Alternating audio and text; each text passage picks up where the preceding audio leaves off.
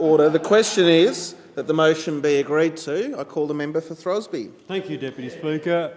The question before the House this morning is whether the September 2013 election should be an election which is contested around policy rather than personality, whether it's a contest around facts or fantasy, whether it's a contest around ideas or cant. And we've heard a lot of cant in the debate this morning. In fact, it's Monday morning when the member for Mayo is going off like a Catherine wheel. More ecstasy over there, Deputy Speaker, than an inner-city dance party. But the fact is, Deputy Speaker, there is an important issue at stake here, and that is, should the people of Australia, when they cast their ballots in September 2013, have all the facts before them about the contesting ideas, the contesting policies of the two main parties that go into this election. And we know, Deputy Speaker, we know that oppositions are sometimes at a disadvantage. When it comes to having their election policies costed. They don't have the same availability as a government would to ensure that from budget to budget their policies are costed and scrutinised in the normal way that any government would. Oppositions are at a disadvantage.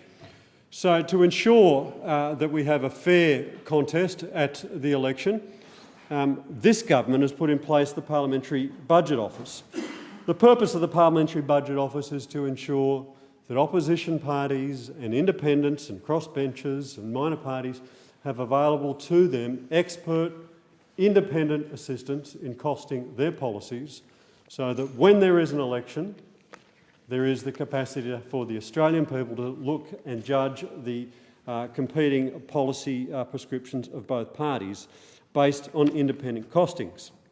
Of course, there is some history in this country about election contests being fought out on great claims being made about the costings and savings that are available to opposition parties who are contesting that election, only to find that in the course of the campaign or after the campaign that those costings are nothing more than a house of cards. In the 2010 election, for example, Deputy Speaker, the opposition was making great claims about the savings that they'd been able to find and the way that their policies had been fully costed and were able to be delivered, only to be discovered days after the election that there was an $11 billion hole in their costings. And the so-called independent auditors that they had go over their costings have subsequently been significantly discredited.